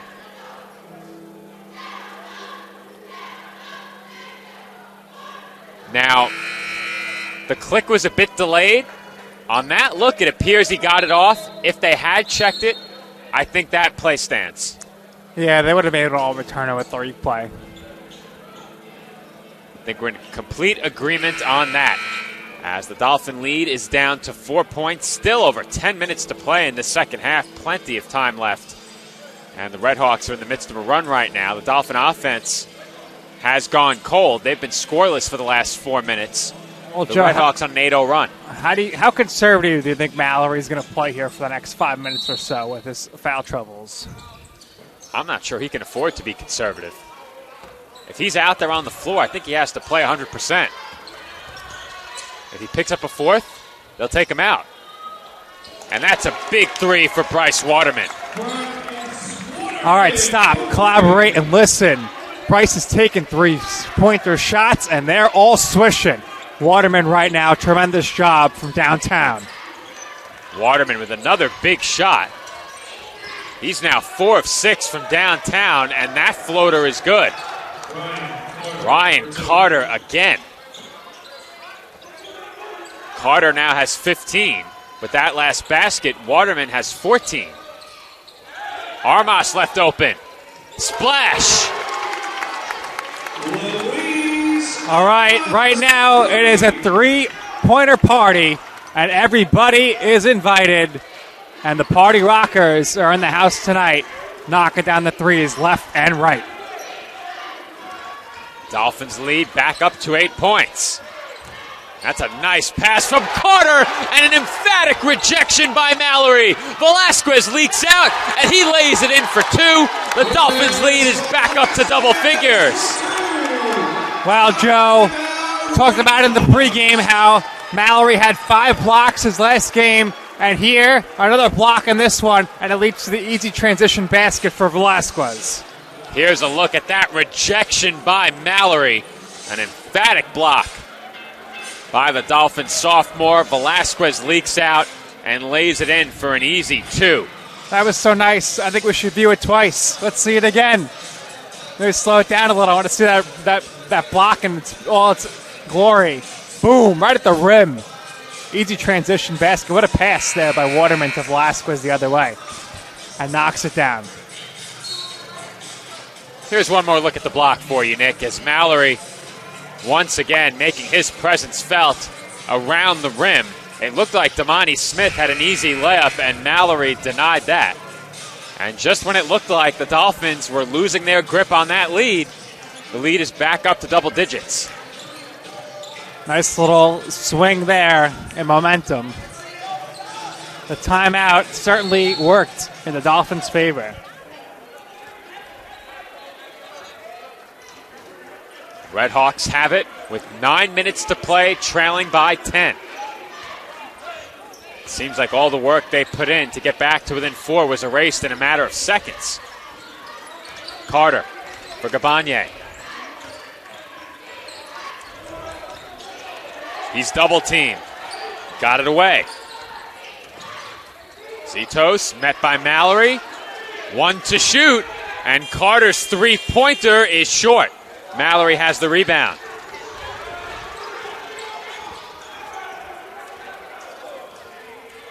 Mallory finds Velasquez. Chestnut back to Armas for 3. No good as Armas was taken down. Lost his footing on the landing there. Gabanye into the corner. Carter can't connect. Velasquez will slow it down. Yeah, they're going to slow it down here a bit.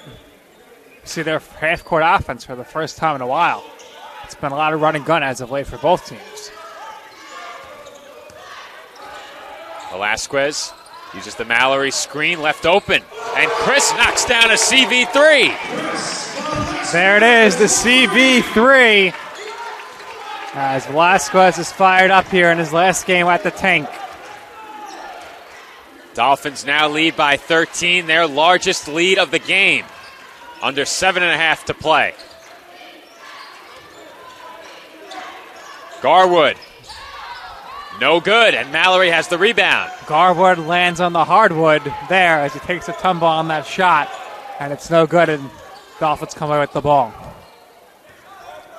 We approach 7 to play. Velasquez left open again, and he's short. Carter.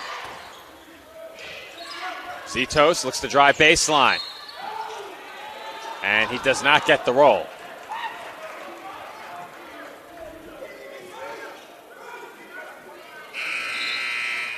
Inside of 8 minutes, we are going to head to another break for a media timeout. Our score with under 7 minutes to play. Staten Island 62, Roberts Wesleyan 49.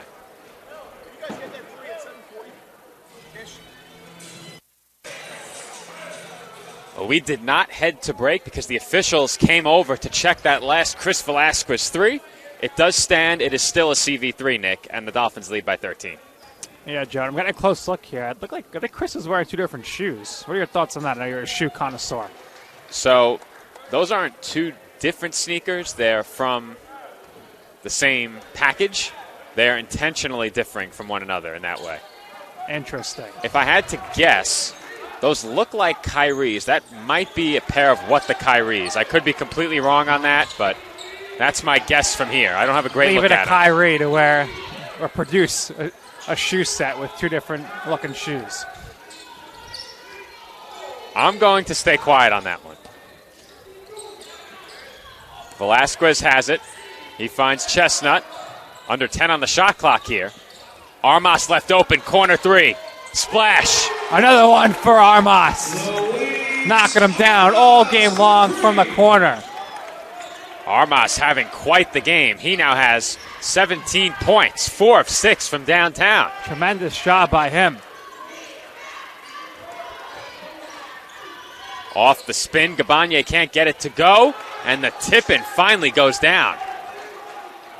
Armas making a play for TLC Player of the Game. We'll see what happens here moving forward. Under 6 minutes to play, the Dolphin lead is 12. Waterman screens for Velasquez. Rice gets it back.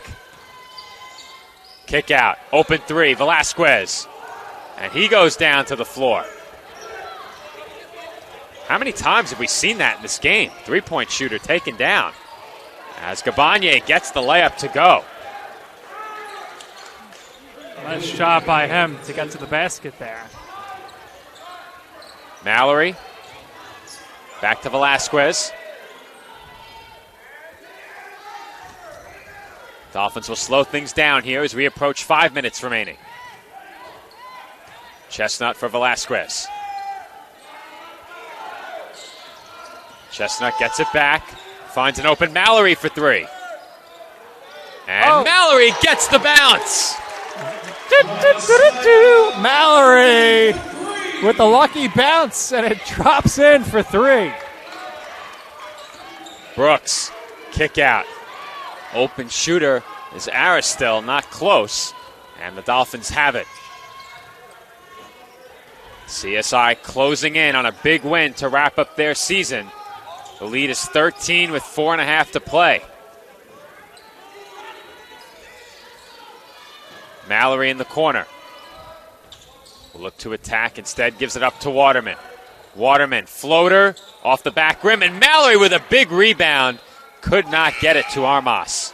Yeah, he was going down, so he had to pass the ball there as he was going to go out, landing out of bounds.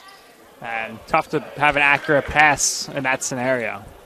I think it's good he got rid of the ball because landing on the ball is never good, and being able to break your fall is important in that situation. Dolphins can't afford to have anything happen to Mallory. Absolutely. And we have a foul call on the perimeter. That's the 16th foul against the Dolphins. It goes against J.J. Chestnut. Charge number 20, J.J. Chestnut.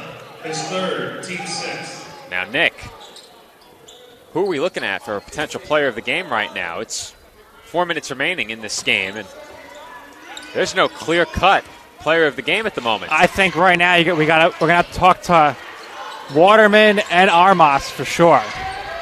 Chestnut hasn't missed. He's 5 of 5 with 15 points. Bring them all over, Joe. Bring the whole team? Bring the whole team. I'll interview the whole team. Well, hold on a minute. Let's not get ahead of ourselves, though. Sheen Aristil knocks down a three. And it's a 10-point game again.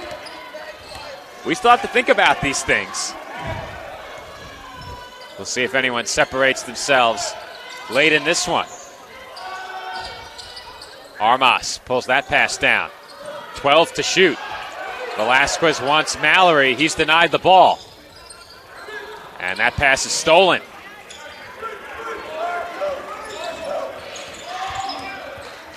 Sanchez for Aristil. Zitos in the corner. And he is rejected by Mallory. We're going to have to see a replay of that. That's for sure. No question. Another block for Mallory. It's a block party, and everybody's invited. So it's the fourth block there. And we'll take a look at it here.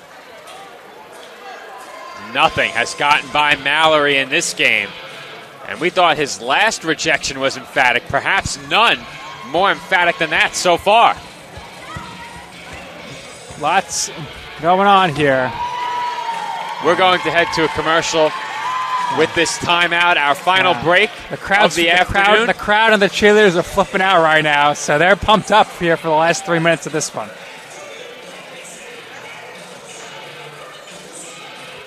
Well, Nick, you're going to have your hands full. All of our seniors will join you post-game together.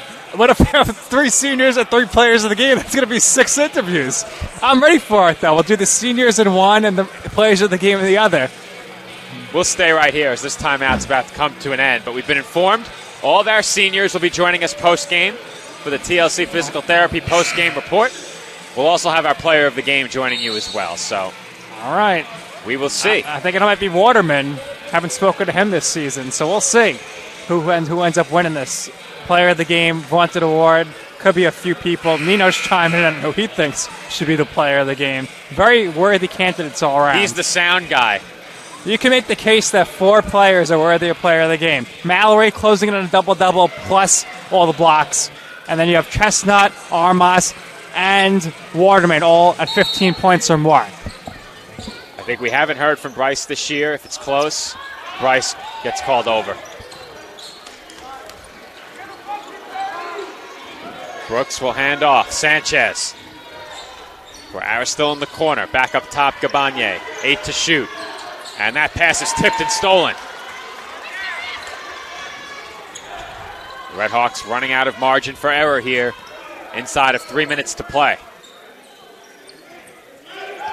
They fought back in this game, but were never able to get even. The closest they've been in the second half is 4. Velasquez. Pull-up jumper is good. Chris putting on a little show here in the second half for the Dolphin faithful, watching him at home play for the last time. And Velasquez stripped that one away. It's recovered by Zitos. His shot no good, and the Red Hawks have the offensive rebound. When the Dolphins play like this, Joe, they distribute the shooting all around, and they have tremendous work on the boards and with the blocks. They are a tough team to beat. A basket here might put this one away with the Dolphins leading by 12.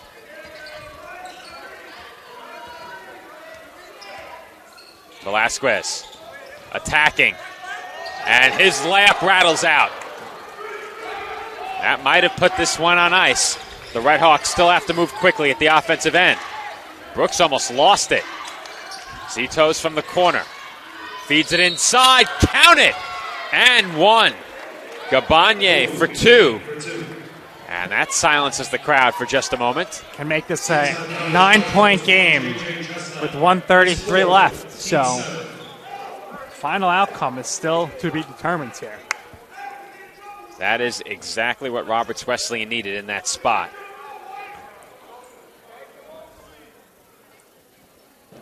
Free throw here makes it a 3-possession game.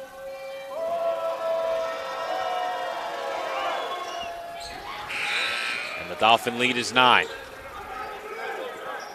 CSI with 2 timeouts remaining. Roberts Wesleyan with 1. See if Roberts Wesleyan starts fouling. Sanchez didn't like that call. I'm not sure how he can argue with that. His whole arm was inside Velasquez's arm. They had a foul to give, but there was no question that was a reach-in. Exactly 90 seconds remaining. Velasquez. Big crossover. Chestnut. Defended closely by Sanchez. Mallory one-on-one, kicks out. Waterman for 3. Short. Rebound goes to Sanchez. The Red Hawks still need to work quickly. Brooks left open, and he can't get it to go from distance. Chestnut finds Velasquez, and that pass for Waterman was nearly stolen. So 52.5 left in this one, Joe. And Dolphins seem to be closing in on a big win. And this win here would have major implications in seeding for the ECC Conference Tournament. I can't say I would be upset if the Dolphins close this out. Let's put it that way. Well, a lot of great support here by the Fanatics and family and friends here today. We have Coach Duran in the building, Max Dillon Butler, Austin Mick, all the women's basketball team is sticking around all over the place. A lot of people here to support the Dolphins. It's been a great Saturday at the Tank. It's been a great season in the Tank. And it's been a pleasure to be able to call most of these games this season with you. And our amazing crew all season long has done a tremendous job.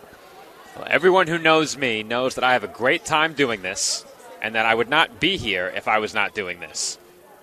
So I'm happy to be back for each and every game. We look forward to what lies ahead for the Dolphins in the playoffs, and of course, much more to come here on CSI Sportsnet this season as we have baseball and softball coming up. And for the first time this year, I will get to take the show on the road as we will broadcast from Claremont, Florida and Leesburg, Florida.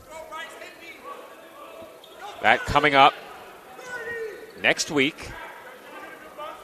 We begin in Florida 1 week from Monday. So effectively about a week and a half to go before Andrew and I broadcast from Claremont. But CSI Softball playing in the spring games. We will be there audio only. Video on Flow Sports Softball if you want to pair the video with our audio. And for the first time in my ever memory, baseball will be playing in the first weekend of March next weekend. It sure looks like it. We can't wait for that. As that's poked away, and it will stay Redhawks basketball.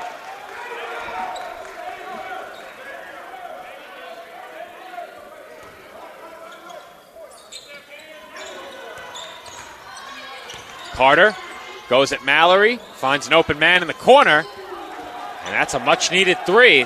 That was Johnson. Redhawks will probably foul again here, and they do. Just in time before Chestnut got that pass off. Tibbs saying to his team, finish the game, finish here. So big free throws coming up here. Chestnut, McAllister, Waterman, Velasquez, and Mallory, the five on the court here to finish this out. And likely going to be the five to start the ECC Conference Tournament game on Wednesday. Chestnut misses the free throw, the front end of a 1-and-1. Zitos for three, air ball. That might do it. In a three-possession game, the Redhawks have to foul, and they do.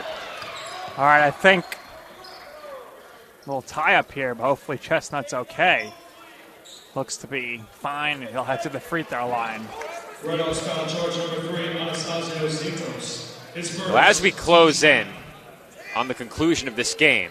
Well, first off, Joe, we're going to get a nice substitution here for Chris Velasquez, and he's going to get a nice round of applause as he comes off the court here for the last time as a Dolphin. The last time Chris Velasquez will exit on his home floor. Receives an embrace from his head coach, TJ Tibbs, who has coached him his entire collegiate career. Chestnut hits the first free throw. The Dolphin lead is 8.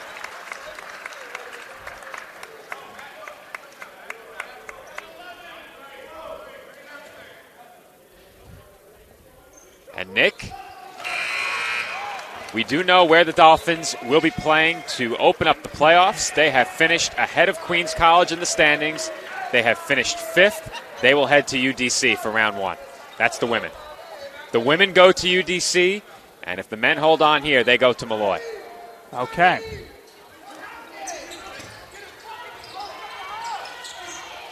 Would have been something if both teams are playing in UDC. Could have took one bus. That three-pointer no good. Brian Gomez with the big rebound, and he'll dribble out the clock to end his career here as a Dolphin. The Dolphins come away victorious as they head into the ACC Conference Tournament with a big victory.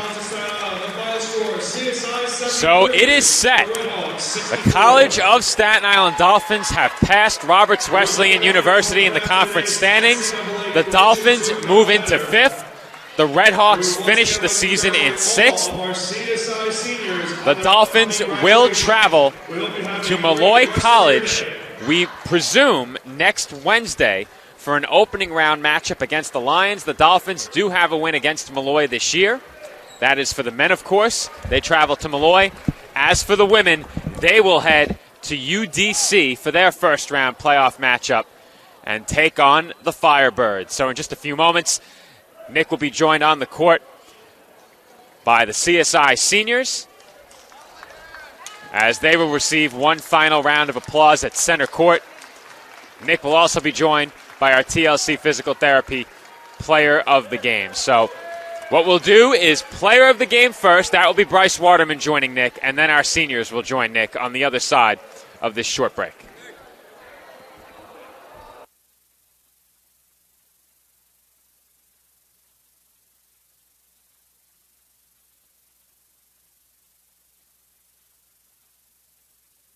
The Kettle Black on Staten Island, a top 5 wing joint in America by Food and Wine magazine. Serving daily lunch and dinner at the bar or on the floor. Perfect for family and group parties with top shelf drink and delicious food. From great times with good friends. Live sports and watch parties. To Staten Island's hottest nightlife. The Kettle Black features live music and DJs weekly. The Kettle Black features daily and nightly food and drink specials. The best Staten Island has to offer is at the Kettle Black. We'll see you there at the Kettle Black, located on 415 Forest Avenue, Staten Island. And we are back from the tank where Nick is joined on the court by our TLC physical therapy player of the game, Bryce Waterman. All right, Bryce, heck of a game here, ending the season on a high note with the big victory. Great game for you, and I think once you hit that amazing three-pointer at the buzzer beater in the first half, from there you just took off. Yes, sir. I mean, it was good. It was just a great team win. You know, everyone contributed, and my teammates did a great job of getting me open and getting me shots when I could knock them down. All right, so looking ahead here into the tournament here, what can we expect from you guys moving forward here? Just some more consistency. You know, we've been trying to be consistent all year. A team that's just going to fight and be gritty and then just try to get all these wins up. All right, Bryce. Well, heck of a game. Congratulations on the victory. Go enjoy it with your teammates, and we look forward to seeing you in the conference tournament. Appreciate it. Best of luck. Joe, I'll throw it back to you temporarily here as we await our seniors coming over. Well, Nick, we have breaking news. You can hear me from a few feet away. The Dolphins are going to UDC, not Malloy. That was my mistake. So apparently something I looked at in the standings last night was not correct, as the Dolphins are taking on the Firebirds. Both the men and the women head to Washington, D.C. And those games will take place, presumably, next Wednesday. So once again, both the men and the women headed to UDC for the East Coast Conference playoffs. That should be very interesting to see both teams playing together on the road. But Nick is joined on the court by Chris Velasquez. We'll throw it back over to him. All right, Chris, last game in the tank here today. You guys brought it. How'd it feel? How was the emotions going through your head throughout the game? The emotions were... Damn, it was tough. It was 5 years I've been here playing in the tank. So the last game at the tank is very emotional. I think, but we let our emotions out yesterday as a team, privately and everything. So everything was out for the game today. But we still got playoffs to come, so it wasn't a sad day at all. But it's just sad that the last day in the tank, and I'll never be able to play here again. So, you know. Right, absolutely. Emotional day for sure. This season, your scoring took a change ever since your pinky injury. You taped it up, and now you've been lights out on the court. How has that changed your dynamic with the game here? I don't think it changed anything, but we just taping it now to this superstition, so we just staying with it. All right, but you mentioned you're not done yet. Yeah. At least one more game to go. What can we expect from you guys later on this week in the tournament? A win. Trying to go to the second. We trying to get to the chip. That's it. Yeah. All right. Best of luck, Chris. Pleasure to watch you all these years. Good luck in the tournament. Joe, back to you. Thank you, Nick. That is Chris Velasquez joining Nick out on the court. And it looks like that will wrap up our TLC Physical Therapy post-game report. The Dolphins win it 73-64 and are headed to the University of the District of Columbia for playoff basketball. I'll have to double-check how I figured out who the Dolphins would be playing, because clearly I did something wrong. But both teams headed to UDC for playoff basketball. Those games will take place next week. We assume on Wednesday, assuming the conference follows the same playoff format as last year. So if you don't hear from us again this year, We thank everyone who tuned in all season long. My name is Joe Foreman. I was joined all season long by Nick Durst, by different engineers to our left, including today's engineer, Antonino Cruciata. Also, Andrew Rotundo and Nick Bavona, along with Louis Matrone, have engineered for us this season to my left. Pat Gialorenzo on camera as well for each and every game this season. Sean Fitzpatrick also gave us a game on camera this year as well. Be sure to tune in for our baseball home opener next weekend. The game will be broadcast from Staten Island University Hospital Community Park down by the ferry. You can also attend that game. It will be Hawk Fest over at SIUH Community Park. You can join us there in person as well. We do potentially have a softball broadcast coming up on Thursday of next week, or Friday. That remains to be seen. We don't know if that will be a Dolphins home game or an Alliance home game. Once we know that information, we will share it at csidolphins.com. So thank you again, everyone, for tuning in. Enjoy the rest of your weekend, and be sure to catch the Dolphins in the East Coast Conference playoffs.